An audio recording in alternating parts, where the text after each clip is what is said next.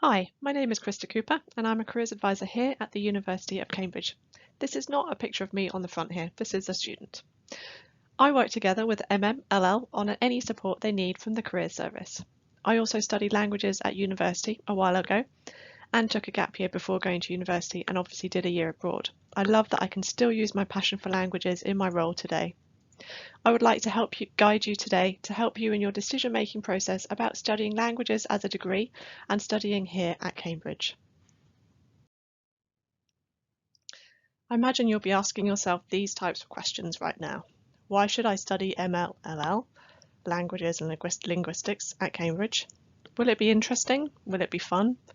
How useful will the degree be? What experience will I gain from it? And what will my job prospects be? And what support will I get? I'm sure you will have heard how the faculty and peers can support you here at Cambridge, but the Careers Service are here obviously from a careers perspective to support you in all aspects of your career thinking, planning and preparing. Hopefully in the next few minutes I can help you answer these questions. We'll look at some stats as to where Cambridge grads end up, dispel some myths as to what you can and can't do with languages, look at the skills employers are looking for and how studying languages will help. And lastly, what we can do at the Careers Service to support you getting started on your career path. Let's look at whether it's going to be fun and interesting first. Firstly, I want to tell you that yes, of course, this is a great place to study languages. Of course, any Cambridge degree will make you very employable. And MMLL, especially because of the range of skills it will give you that are especially transferable to the job market. We will look at these in more detail shortly. Now, more than ever, languages and linguistic skills are an essential skill to have, as we need to focus on working relationships internationally, and if you're looking at the linguistics side, then the importance and use of technology increases. NLP, computational linguistics, behavioural psychology as a start. If you're not sure what you want to do longer term, studying languages can help to keep your options open. It will give you time to explore, discover more of what you're good at, and it will likely open doors you might not have thought about. You will become a good all-rounder, and you can do pretty much anything with this degree. Studying languages will be intellectually challenging, as well as a useful life skill and job skill. The satisfaction you will gain from seeing the progression in your language capability is a huge confidence booster, and you can tailor your options within your degree to study aspects around history, arts, culture, linguistics that enables you to learn languages inside out and choose aspects that particularly interest you. If you enjoy languages and you are interested by languages and culture and you're good at languages, it's a crucial lifelong skill not to lose. You only need to read the Cambridge University Students' Union guide from MML alumni to hear their experiences, or listen to podcasts on the Careers website to hear how much they enjoyed their time here. Next, let's look at how useful this degree is going to be and what experience will you gain. The year abroad is a crucial part of the degree experience when you study languages, and no doubt this will be a big factor that has drawn you to the course. There are not many courses at Cambridge that allow you a year to gain experience outside of Cambridge, and this really gives you a head start when it comes to applying for further internships later on as a student, but also for permanent jobs when you graduate. The skills you gain from a languages degree are further emphasised and improved if you've spent time abroad. Because you have had to be independent and confident to use your skills in a different country, a different culture, and a different language. Operating outside of your comfort zone in a new country and not in your native language is the reason why your skills will be boosted. Not only are you managing yourself to find accommodation, set up a bank account, organise any visas, sort out your general admin, but all the time working with people from different cultures and backgrounds, and of course also doing a job or studying in that other language. Some students will often go to 2 countries in their year abroad. It is such a valuable time to try new experiences, try out different working environments, and of course the year abroad gives you the chance to further develop the skills, experience and knowledge that employers look for. It's a chance to get some really interesting and relevant experience on your CV for future job applications, and a chance to test out roles. That's not to say that everyone uses their year abroad to gain work experience. A lot of students will study abroad, join different clubs and societies in their local towns. It's up to you to make your year abroad what you want from it. Let's go on to talk about skills and job prospects. So these are competencies or skills needed by employers in graduates. I'm sure you will be able to demonstrate most of these skills by now and will have evidence of doing so. However, you will have even more evidence after your year abroad, as we have discussed, and not just from work experience. This is a list of skills that the top graduate recruiters in the UK seek. Which of these do you think an MML degree will give you?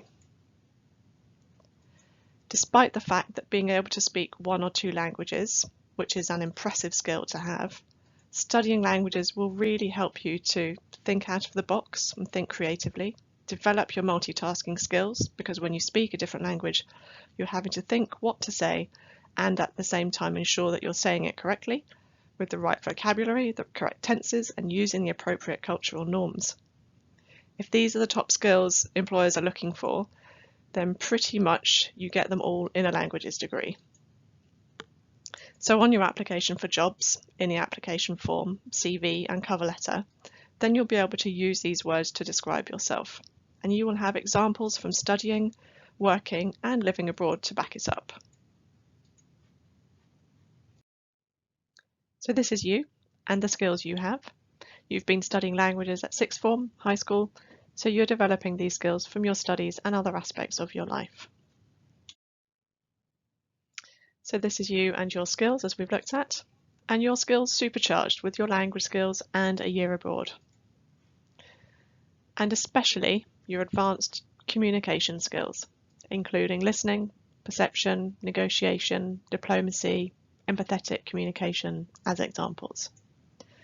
So your skills are supercharged studying a language and boosted hugely by doing your year abroad, allowing you to use and develop these skills time and again in an environment that is new to you, being in a different country, a different culture, and dealing not in your home language. I think you're looking pretty good now for future employers. On top of that, the skills that employers are looking for are always evolving. In this age of uncertainty, it's hard to be confident as to what lies ahead. So these skills are important not just in managing your own career, i.e. heading to university, the decisions you'll make about what modules to choose, which societies to join and what work experience to apply for, but in any job as well. So let's look at your job prospects. Firstly, we can have a look to see where MMLL graduates went after Cambridge.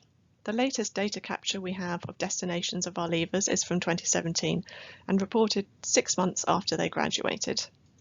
Out of 192 students, 27% went on to do further study. This is always a high proportion at Cambridge. 5% took another year out and went travelling. This is about average for a Cambridge student. And 4% were unemployed, which is below the Cambridge average. The unemployment rate from Cambridge is exceptionally low, with an average of 3%. MML for the past few years has been 2%, which is obviously even lower than average. And then 65% went into employment. The types of jobs they went into is hugely varied, as you can see. So we've got service industries, things like human resources, transport, property, retail, graduate schemes. Public service can be central, regional, local, European government and international bodies. And of course teaching and lecturing, publishing and media, banking, and charity and social community work. For linguistics, we had 60 students in 2017, so as the numbers are small, I've taken the sample from across the past 3 years. 39% went on to do further study, higher than the Cambridge average. 5% went travelling. 4% were unemployed. The average employment rate over the last 3 years was very slightly higher than the Cambridge average, but overall still very low. This is statistically immaterial, as with a small cohort, it's actually just one student. From the 2016 graduates, no one was still looking for work after 6 months. And then 55% went into employment. What they did was a bit different, as linguistics is a more technical course, so service industries again, and as you can see, a combination of arts and science focused roles. You can see students can tend to go into more technical and analytical careers with linguistics.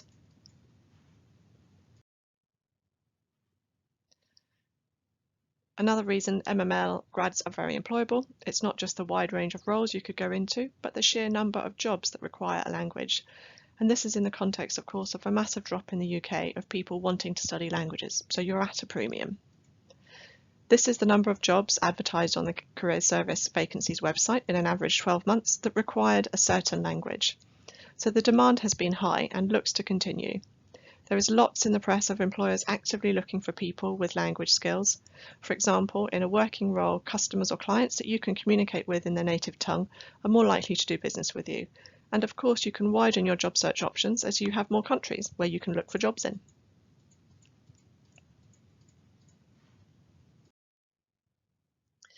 You will often see that languages come up in the desirable category.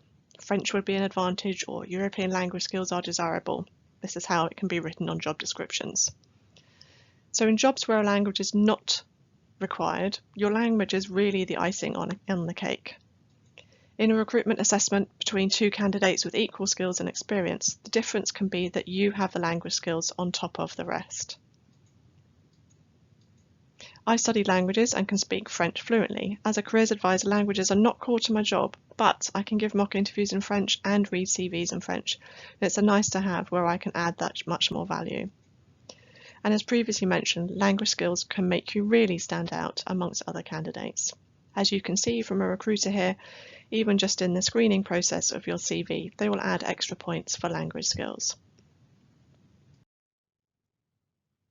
Another thing you may think about when choosing to study language is that it might close some doors to you employment-wise, as it's not a typical vocational degree, but it doesn't close as many as you might think. The opportunities are huge and varied, as I will show you in the next few slides. Firstly, a little quiz. Which of these jobs can you not do with a language degree?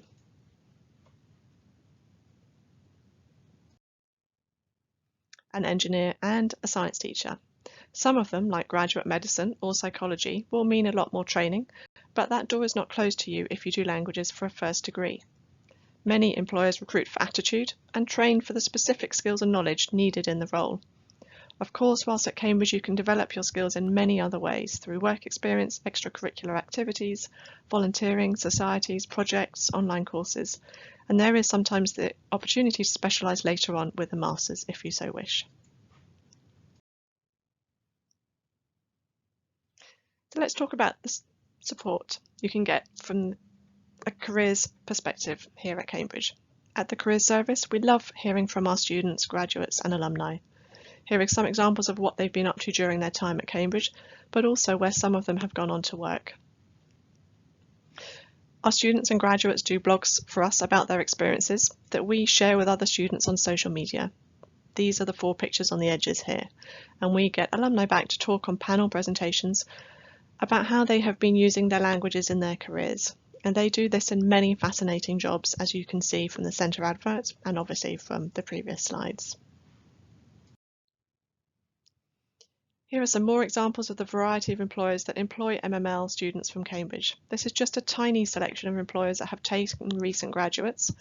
Many of these employers are ones where students really feel they are making a difference in the world and making the world a better place, a very common ethos amongst students at Cambridge. It's worth saying that there are a variety of levels at which your language degree might come into play when looking for a job. There are 2 categories of language job. One, we all know about jobs where languages are the job, so interpreting, translating and teaching, for example. And 2, another category where you would be doing your job, any job, in that language for part or all of the time. The students we work with at the Careers Service often forget about this category, so the panel evening that I mentioned before is all about careers using languages, so we can inspire and support current students to look at these types of jobs that they otherwise might not have thought about. So some examples here would be the lawyer who works in French, Human Rights Watch, scanning for human rights abuses in French-speaking countries, a journalist that works in Spanish, Siemens, someone who travels all over the world selling microprocessing components, a language analyst at GCHQ, for example, an advertising agency where the graduate worked in German and Spanish.